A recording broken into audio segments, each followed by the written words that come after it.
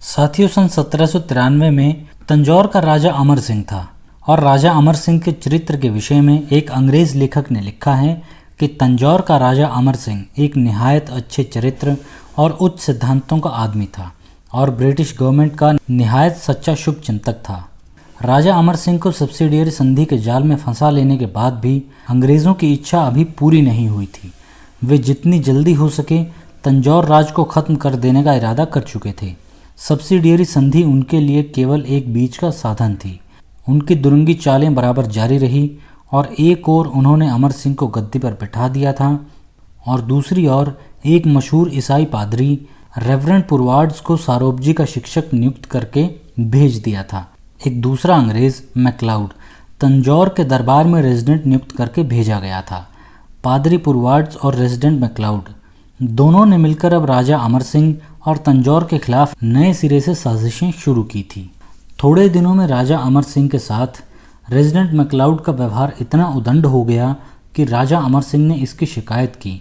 जिस अंग्रेज़ को मैं पहले बता चुका हूँ उसने लिखा है कि धीरे धीरे इस तरह के भेद खुले जिनसे राजा अमर सिंह को विश्वास हो गया कि कंपनी ने अपने इस मुलाजिम मैक्लाउड को तंजौर के दरबार में केवल इसलिए नियुक्त करके भेजा था ताकि मैक्लाउड द्वारा अभागे राजा को समझाकर या यदि ज़रूरत हो तो किसी तरह मजबूर करके उससे राज्य छीन लिया जाए और उसे अपने बाकी सांसारिक जीवन के लिए कंपनी का एक पेंशनर बनाकर रखा जाए।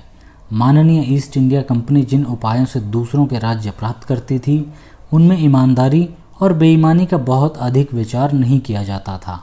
राजा अमर सिंह के दिल में केवल डर बिठाने के लिए रेजिडेंट ने कई बार बिना किसी वजह के कंपनी की सेना को राजमहल के फाटक तक बुलवाया और उसका प्रदर्शन करवाकर वापस कर दिया। यह वही अंग्रेजी सेना थी जो पिछली संधि के अनुसार राजा की रक्षा के लिए और राज के खर्च पर तंजौर में रखी गई थी।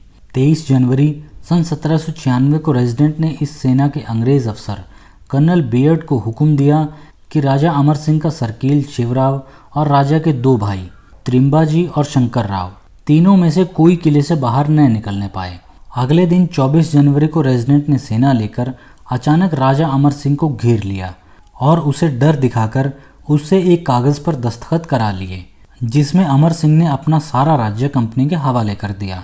इसके अगले दिन राजा अमर सिंह ने governor general sir John Shore को लिखा कि मुझे घेरकर, डर दिखाकर और तरह तरह के झूठ बोलकर रेजिडेंट ने मुझसे उस कागज़ पर दस्तखत करा लिए हैं, इसलिए मेरा राज्य मेरे पास रहने दिया जाए।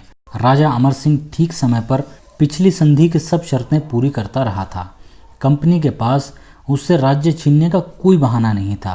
अंग्रेज संसार को यह दिखाना चाहते थे कि अमर सिंह खुशी से अपना राज कंपनी को दे रहा है, किंतु यह चाल चल नहीं सकी। रेजिडेंट का जुल्म साबित था। राज्य के अंदर साजिश अभी पूरी तरह पकी नहीं थी। लाचार होकर गवर्नर जनरल ने रेजिडेंट को हुक्म दिया कि राजा अमर सिंह का सारा राज्य उसके हाथों में रहने दिया जाए। दूसरी ओर साजिश को पक्का करने की कोशिशें जारी रही। साथियों, फिलहाल इस वीडियो में इतना ही। आपसे फिर मुलाकात होगी। नमस्कार।